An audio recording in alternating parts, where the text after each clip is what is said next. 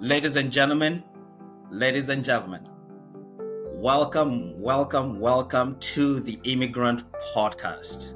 Today we have the honor of speaking to one of the legends in the art world, and we will delve into the fascinating world of art and restoration, culture. We will look at her past, her present, and as an immigrant, what that looks like. In today's episode, we are thrilled to introduce to you the remarkable guest, Rosa Lowinger. I hope I pronounced that right. You did. Who has a passion for restoring historic places and historic people, artwork. She is a true storyteller, weaving together a tapestry of colors, materials, joy, and calamities. I am so very excited to have you on our show. Rosa, what did the journey for you look like migrating from Cuba and now in the US? Thank you for that great question, Martin. So I came to from Cuba to the United. I was born in Cuba. My parents were born in Cuba. My grandparents were immigrants to Cuba, and we came in 1961, a few years after the Cuban Revolution. My parents tried at first to make it work. They wanted to make it work, but at a certain point, it didn't seem possible for them anymore. And I'm happy to go into that later if you like. And what I remember, I was a very small child. And I remember from my perspective, we were with my family. When you're a little child, everything you feel is based upon what your parents feel. And of course, as immigrant children, depending on how you come, and my immigration it was on the low end of traumatic, if you will, although we had to leave our country all of a sudden. I picked up a lot of the fear of the people that were coming. And of course, it was the kind of my immigration that we came from a stable country, because it was stable-ish before the revolution, to total instability for our family. So for me, as a small child, I remember two distinct things. I remember thinking, what's the big deal? Miami is beautiful. It looks exactly like Havana. Why is everyone so upset? And also feeling constantly the throbbing sense of people's anguish. As a child, as a 6-year-old in a new country, in a new city, that you're looking back and you can't really see the differences. I'm suspecting you read the difference from the energy around your parents. Absolutely. And or your community. How did that influence who you were then and who you have become now? Okay, great. You were asking a question about the energy. I was, by the way, 4, not 6. I was 4 years old when we came. Okay. And you were asking about that energy around the community. Yes, well, yes. Yeah, of course. And this was a migration different from many other people who are very eager to come here too. In our case, this was a sudden situation that no one expected would last. So Cubans in the 60s who came to the United States felt it was going to be temporary. Everyone was thinking the United States isn't going to allow this communist country on its shores, So it was that feeling that everybody had, that we were here, but it was temporary. But then, temporary becomes permanent at a certain point. Temporarily sometimes comes with cracks, and yes.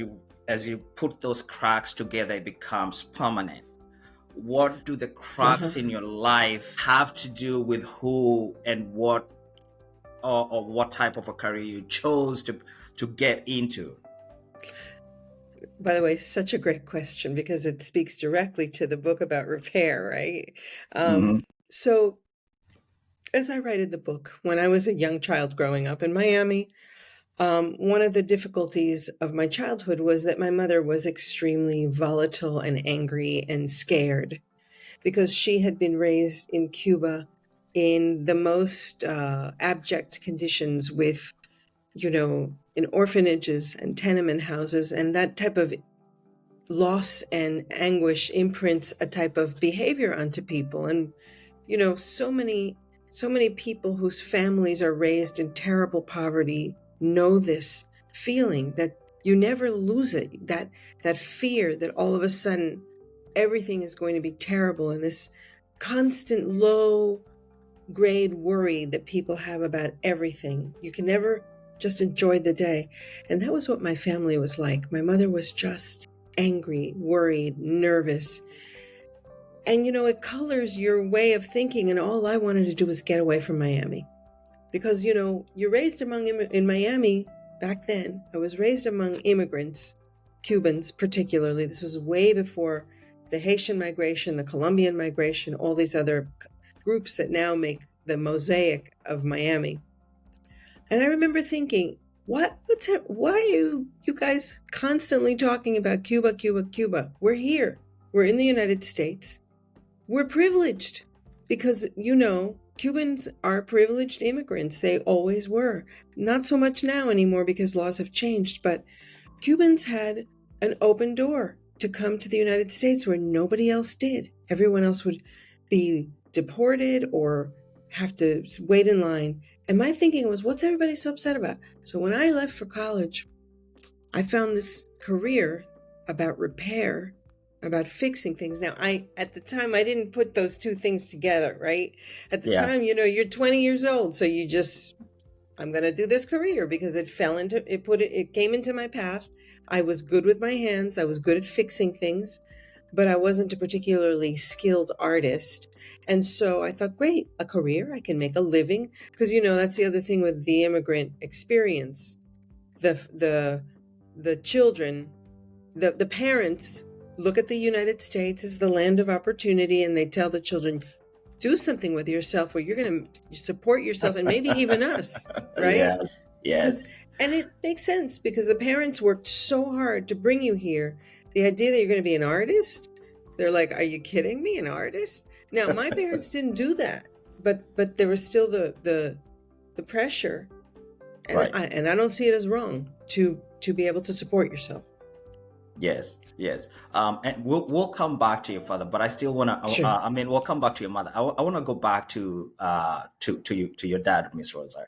You were quoted as once telling a friend that your father is a morose, suspicious, and we always have no money problems. Meanwhile, Hilda, I'm assuming is your mother, was beautiful and resourceful, but took out her frustration and disappointment on her daughter.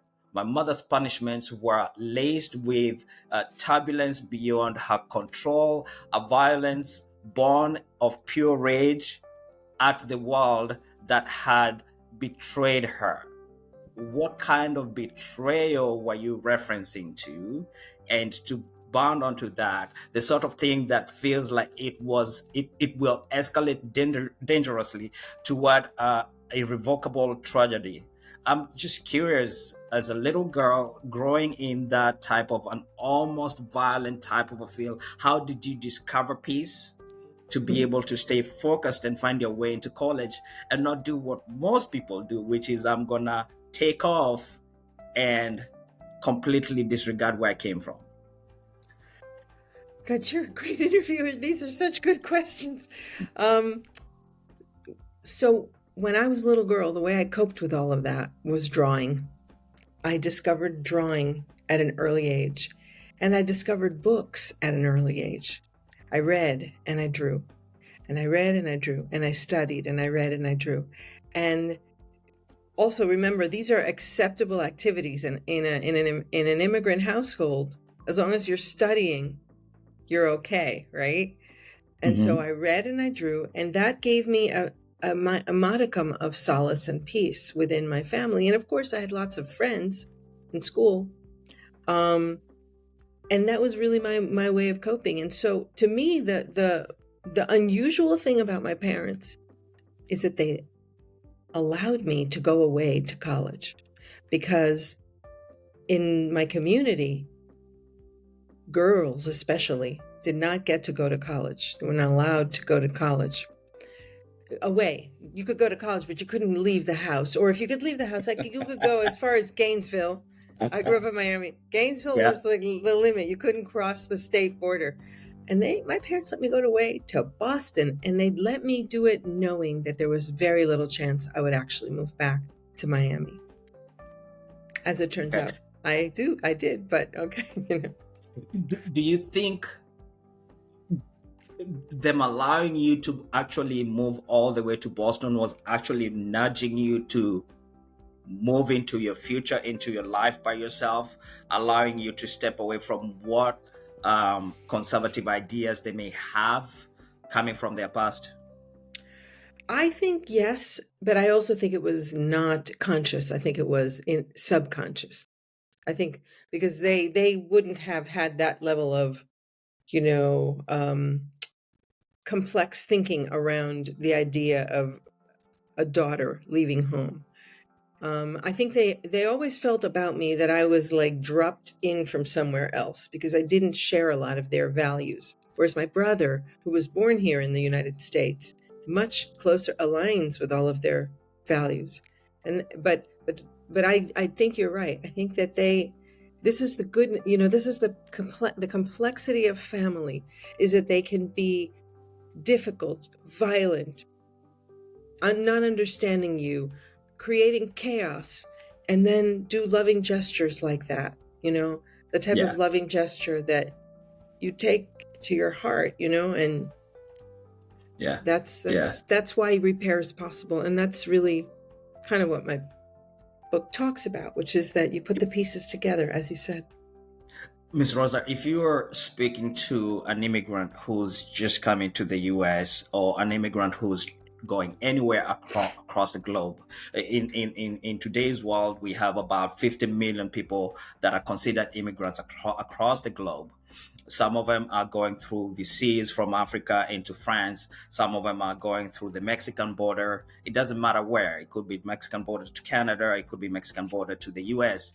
But if they're coming into a foreign land, they have the ideas of what it takes to become successful. But having lived that journey, having lived that story, what would you say would be the foundations to become a successful immigrant anywhere you decide to move? Wow. Okay.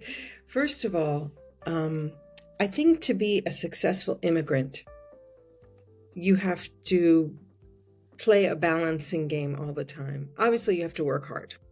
You have to work Of hard, course. and you have to work at whatever, right? Because one thing produces another thing. But the other thing is to remember what I think is this: learn the language as quickly as you can of the place you live. Yes. Just learn the language. I see Miami, for example, now is a city where a lot of people don't even bother to learn to speak English. And I think that's okay if you're going to stay in Miami. Yes. But if you go into any other place, you got to learn the language. And then, of course, I think it's silly to say don't lose your traditions, because you don't lose your traditions. Your traditions are in you. And here's another thing: learn the language, but make sure your children know your own language. Don't, like if you come to this country and you have kids here, teach them your language, teach them your traditions, understand that Yes. they're going to have other traditions, that they're going to be Americans ultimately. Yeah. Yeah. But what you bring is their beauty, You know what? We should have met a few years ago, because I'm one of those immigrant parents that have failed in that call It's to never teach too your late. children the language that you. Yes, of course, definitely. Now, I'm How just old are you? curious. Yeah, I'm sorry.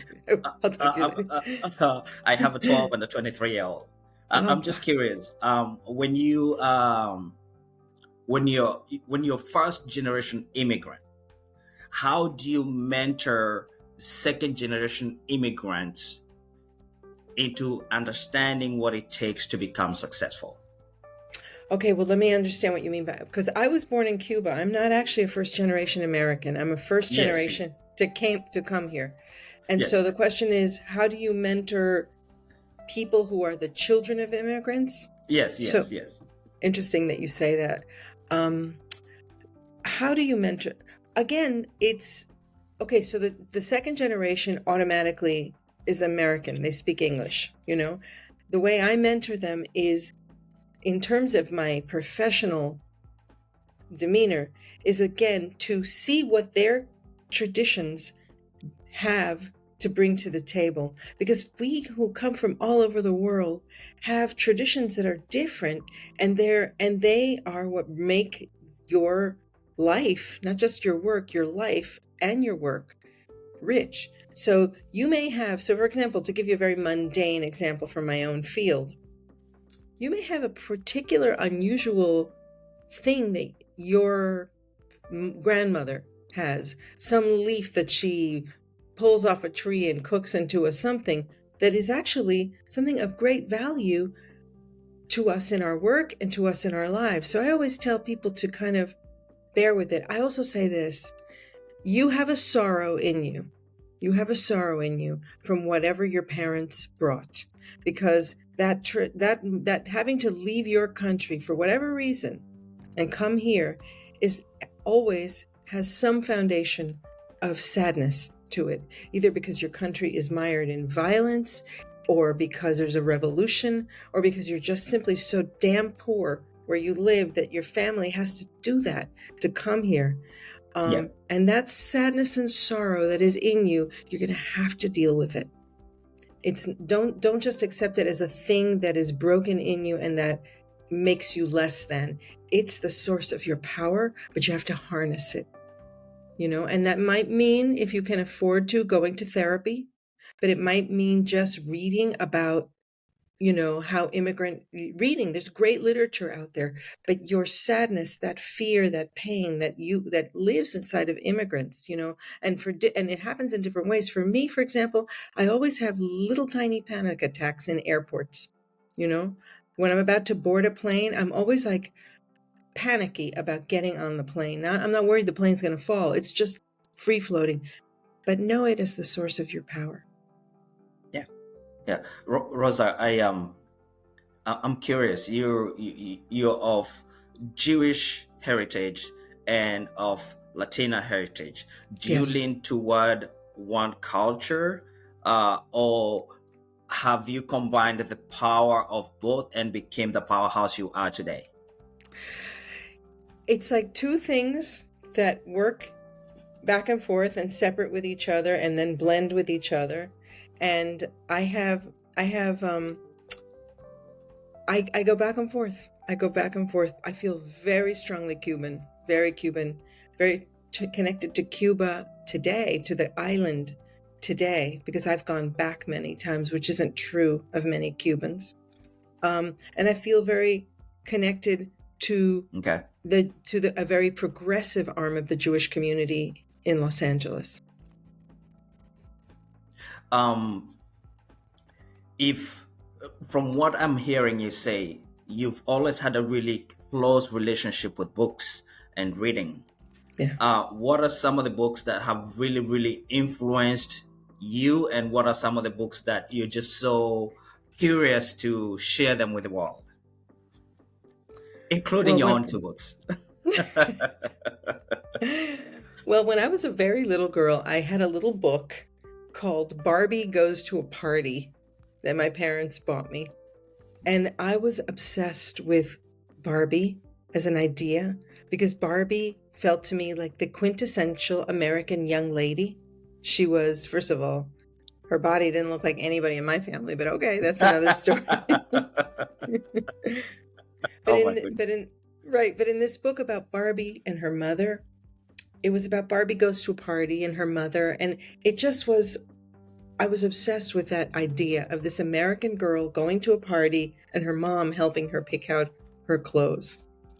And then, I became a reader, so I read literature.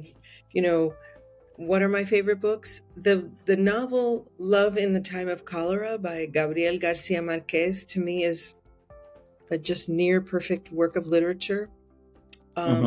Martin, did you say you're from Nigeria? Kenya, sorry.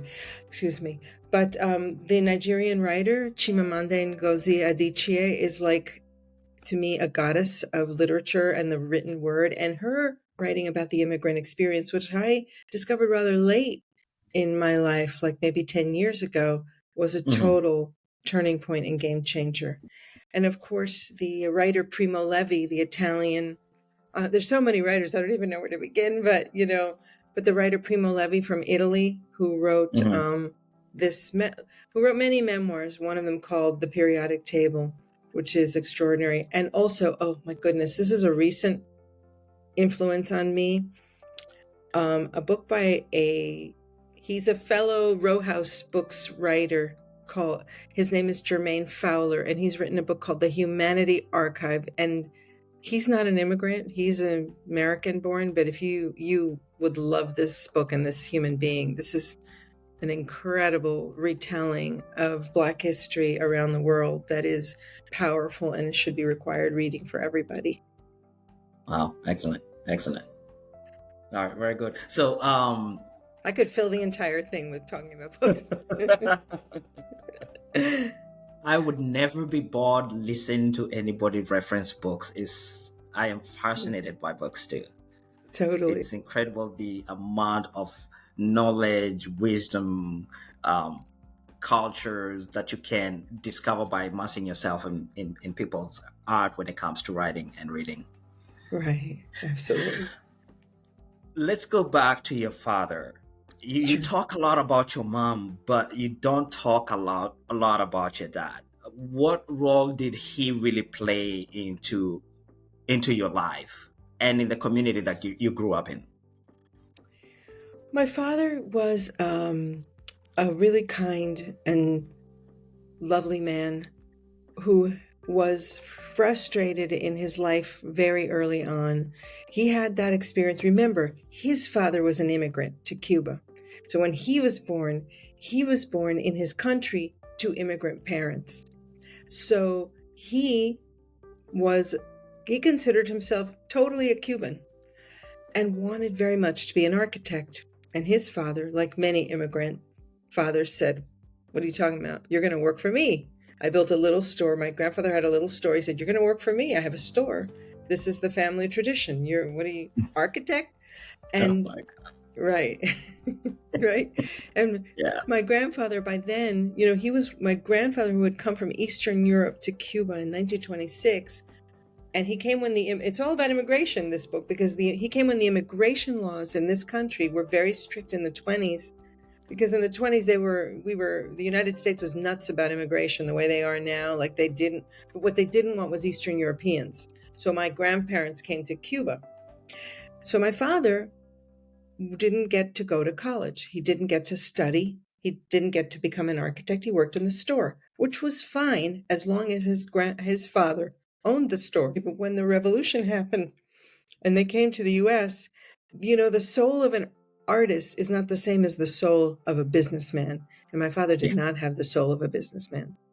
Yeah. So he did what he could. He supported the family, but he constantly butted heads with his bosses and lost his job over and over and made bad decisions. And of course, for my mother, who was terrified of being poor because of her childhood circumstances, raised, pretty much on the streets of Havana, they were constantly clashing. So I write about my father very much in reaction to myself as an adult, because when I recognized what he had actually aspired to, when I saw architecture in Cuba and saw what he was really aspiring to, I could see that what he had lost was something massive. Yeah. Yeah. And you can hear that in your voice. You must have been really close to him. I was in the way one can be. Of course. So let's kind of pivot a little bit and go back to what your career has been and part of the things that you've done. And I'm just curious, when you were curating the exhibit Promising Paradise, what was that experience like? And in the place of work as an immigrant, how do you define who you are and how do you project your values in the things that you touch and the things that you mold? Well, wait, could you say it to me one more time? Because it seemed to have more than one theme there. Just ask me the last part of the question, what you're actually asking me to answer. Okay, so when you're projecting yourself in in the place of work, when you're allowing yourself to live through your experiences, and you're curating and molding art that is going to change people's life, that is going to speak to people's heart. How does your past play into that? Okay, now I got it. So I've noticed that in everything that I write, in the few books that I've written, and in everything that I curate, I am very tied into the idea of having the immigrant experience be imprinted onto the place where we are.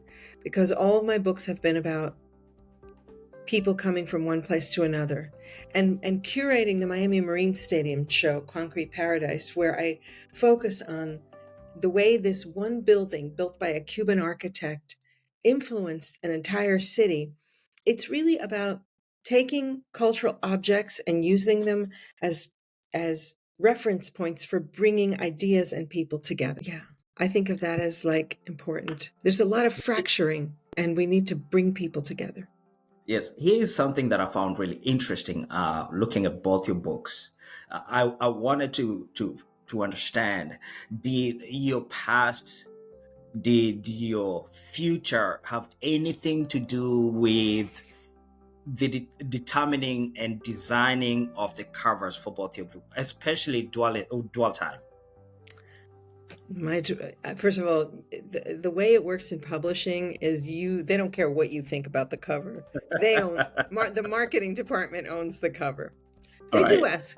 And what I did, and for Dwell Time, fascinating you asked, a fantastic artist named Janae Nichelle designed my jacket. And what I said to her is, look, I feel the jacket should have something about Cuba, something about art, and some tools of restoration. And she designed a few things. And then they showed the cover to Simon & Schuster, who is the distributor, and they said, we want people on this cover. We want family photos on this. Yeah. And Yes. She did an incredible job. I mean, that cover is so beautiful. And the only other thing I said is that I wanted the font of the letters. I wanted to suggest that they use a font that referenced mid-century modernism, because the book takes its inspiration from the 50s in Cuba. But okay. I think that cover is just. But I think both of the covers for Tropicana and yes, have you they're fantastic. The second cover for Tropicana, from the 2016 edition, is done by my friend, the artist Alexandre Arrechea, who's an amazing guy. Yeah, that's just fantastic. So when you're thinking about the past, you're also thinking about the future.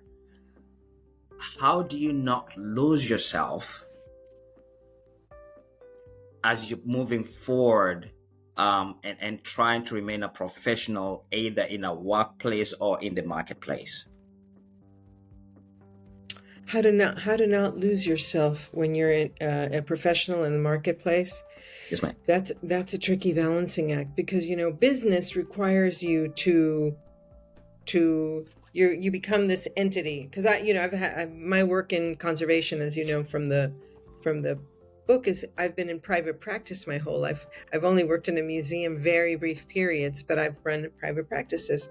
And when you start to run a private practice, the minute you have one employee, you realize you're responsible for someone else's livelihood now. Now you are responsible for whether they feed their family, whether they can pay their rent.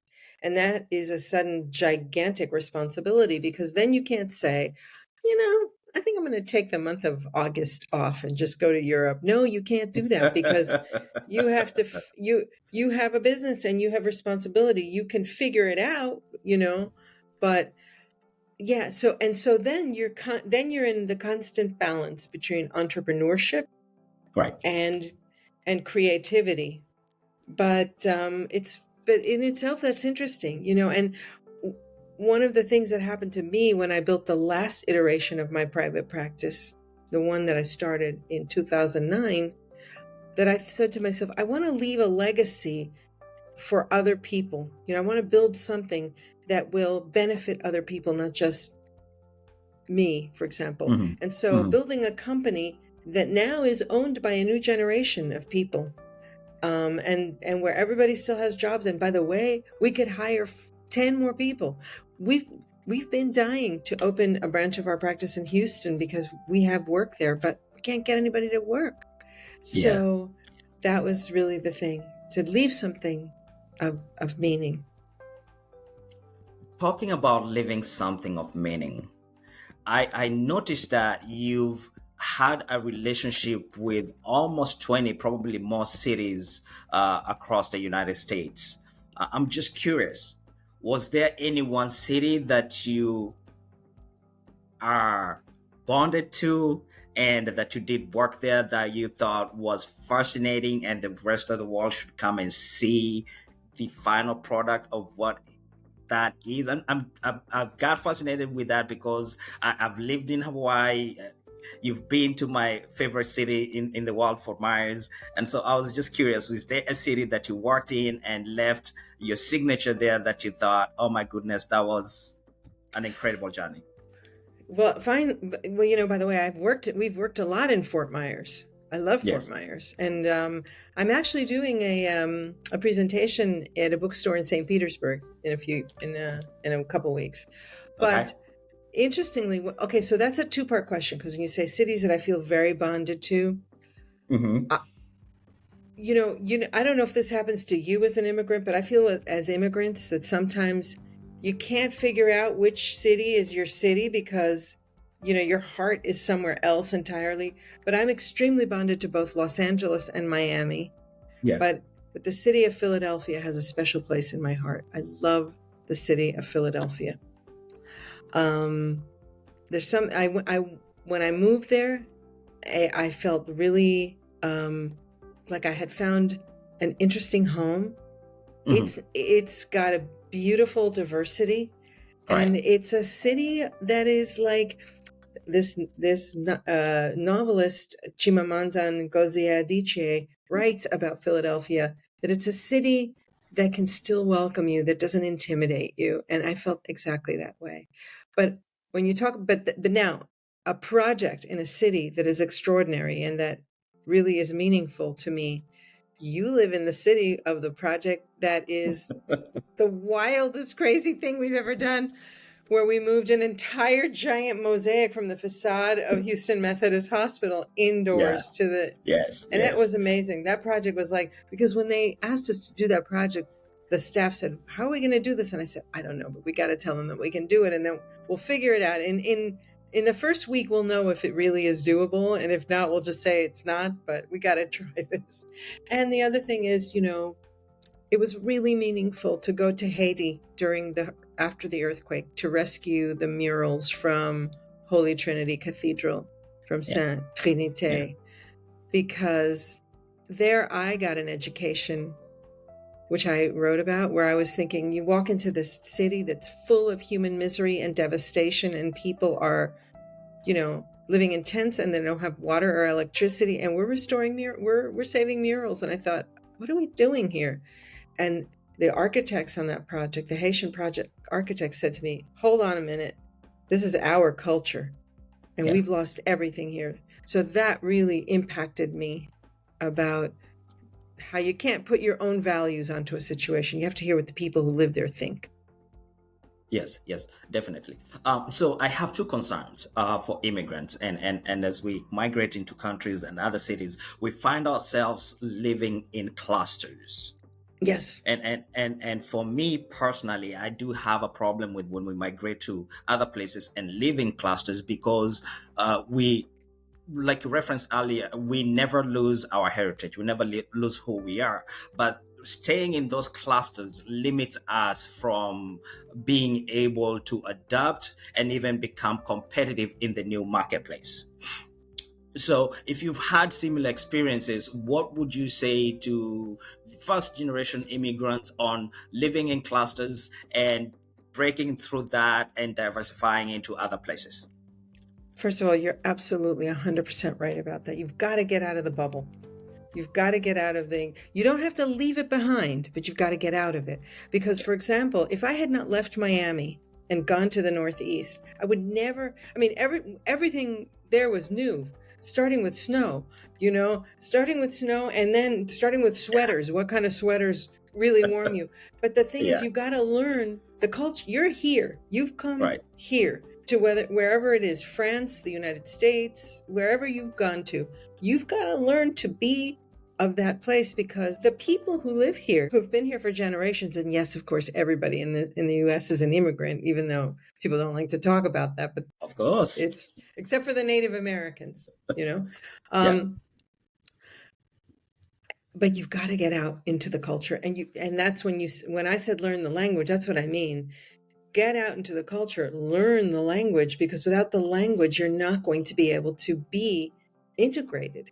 And you've got to integrate in order to understand what are the values that you need to get ahead, to get ahead.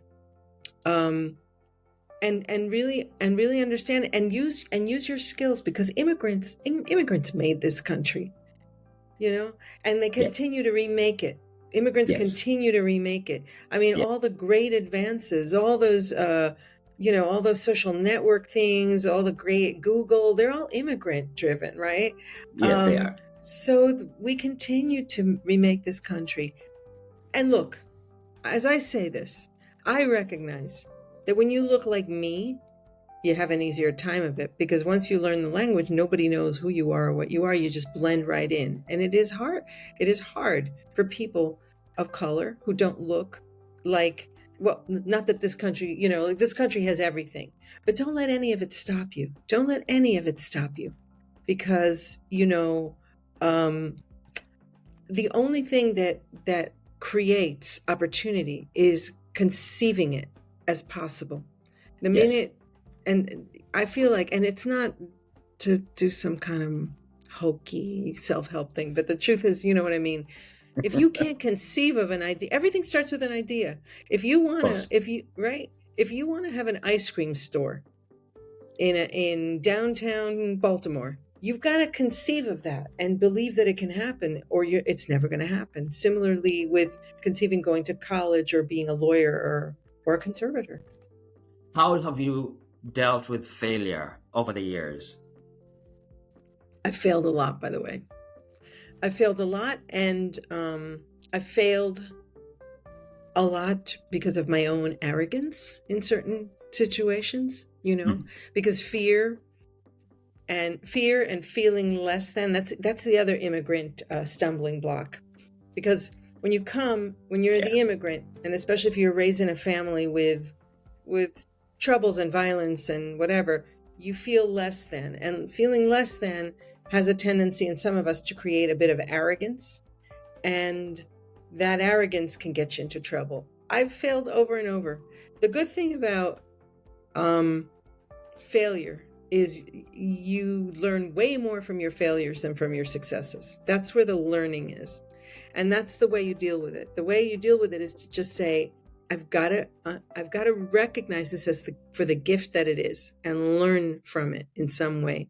Because if not, your life is a string of events, and at least 50% of them aren't going to be good, right? Yeah. You're gonna your lover's going to leave you, your parents going to treat you bad, and even worse things that can happen. But they're so that's how I deal with failure, to just kind of go, all right, what did I do to make this happen, and what am I going to learn from it? Very good. Very good. If you were speaking to children of immigrants, because you are a child of immigrants, how would you help them overcome the bullying that may happen in school, the trouble that may come your way in the streets, given that most immigrants, when they migrate to other countries, and specifically to the US, end up living in not so good neighborhoods? How would you encourage them to understand that success can be achieved by staying focused, working hard, and moving on? That is so hard. Because, what I would say to kids is this: if you trust your parents, if in your heart you trust there's someone in your family that you trust, do your best to confide in them. If there's a teacher that you trust, confide in them, and do not take anything into your own heart as being wrong, as you being wrong. If people treat you badly, that is not your fault. You did not cause it, and you need to find someone to help you when you're a child. You need help as a child. You can't solve issues like bullying on your own. Speak out loud. And if you don't get help from the person that you speak to, find another person. And don't let it derail you, but don't internalize it, which is very hard. A child just needs someone to do this, just to put their hand on their shoulder, just a hand on the back of their neck and saying, I got you, kid. So what I would say to children is find someone. And if it's not your own parents, because you don't trust them, find someone else. As a parent, how does a parent not miss those moments when their children are going through trials and tribulations? That's hard. It's hard, especially for immigrants, because immigrants are working so hard. They're working 2 jobs. They're working 3 jobs. They have, 7 relatives living in a 1-bedroom apartment, right? Yeah. How do you not miss it? How do you not miss it is make it a point. Just like you're not going to not do the laundry. The laundry has to get done. The dishes have to be washed. You have to sit for 5 minutes with your child before they go to bed and say, is everything okay? Yeah. Do you want to talk to me about anything? Look in their eyes and feel you're their parent. You're their parent. You have that close connection. With my own son, I used to understand when things were wrong with him, even when he didn't want to tell me. And you can't make them tell you, but just make a 5-minute before bedtime time with your child. If you can do before bedtime, because maybe you're working at night, maybe you're cleaning an office at night, right? If it's not at bedtime, then it's at some point during the day. This is the other thing I'd say to immigrant parents.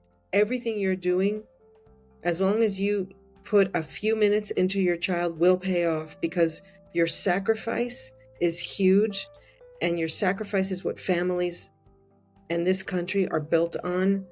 And even though there's a lot of angry, ugly talk about immigrants these days, this is just a moment in time. And this country was actually built on that hard work you're doing, on ironing shirts during the day and cleaning an office at night. That's what this country's made out of. Miss Rosa, walk us through the experience of writing your books. Well, this I believe writing is a job. It's work. Writing is a job. It's so I wake up in the morning and I write, like I get my coffee, I sit at my desk, I read a few things, not news, not Instagram, not emails. Because when you write, you need language to be pure. So you read a little bit of literature. Some people like to read poetry. And then I get to work, and I usually have a word count that I try to hit every day. You don't always hit it every day, but if I can get there by the end of the week. So I think of it as the only way I find that books get written is you have to sit there and do the work. I usually have about 4 hours. Why are books important? Because, well, especially books are important for many reasons, but books that are either novels or stories or memoirs is the only type of art where you get deeply into the heart of another human being. And when you understand, and understanding another human being is fundamental to being a human being. You got to understand people that are not like you. You have to make space for them, even when maybe sometimes you feel like it crowds your space. There's really enough to go around. There really is. Yes. And I think books teach us to love other people. Yes. Rosa, as an immigrant, you find yourself sometimes lost in translation. You don't really belong in the new culture you've brought yourself into. and looking back from the culture you come from, you cannot relate with it anymore. Uh-huh. How does this diversification or diversification of emotions, confusion, allow you to remain sober, focused, and driven toward becoming the future you? Well, that's where being a writer helps, because those kinds of language, lost in translations, that's where that's your superpower, if you will. That's where your special talent is. So it never derails you as a writer. It's only the meat of the matter, right? And in work, it's I think it's hard in places, especially because there's so much anger and so much meanness. But and that's where the dichotomy of community comes, because you want to be surrounded by your bubble a little bit, because when the world out there doesn't treat you well, you want to have brothers and sisters and family and friends that are there for you, that see you. Yeah. But it's very good. It's the balance. Very good. Very good. Rosa, I have so much to ask you. I think we should do this again. I'd love it. My pleasure. My pleasure. Listen, I am so very grateful for you and for the time we spent together. I'm just curious, if and when our audience wants to check you out, where do you want them to find you? Well, you could find my book. Go to my website, which is just my name, rosalowinger.com. And that has all the works I've written, some short essays, and it has an events page about where I will be presenting. Then my next presentation is in Chicago on Monday at Women and Children First. And then I'll be in St. Petersburg, Florida, and then in New York. And I would love my audience to reach out to me and talk to me. And if you're an immigrant writing, feel free to write to me. And if you can, because I know that, immigrants buying a book is a luxury. If you can, buy the book. And if you can't, take it out of the library.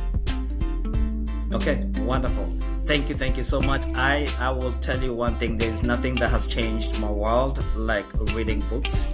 I truly do appreciate curators like yourself and the beauty you bring into the world. I am so glad and so grateful we had this conversation today. I am looking forward to our next conversation. From the bottom of our hearts, we want to thank you so much for your time. Thank you. You guys, I'm honored. I'm really honored. Thank you so much.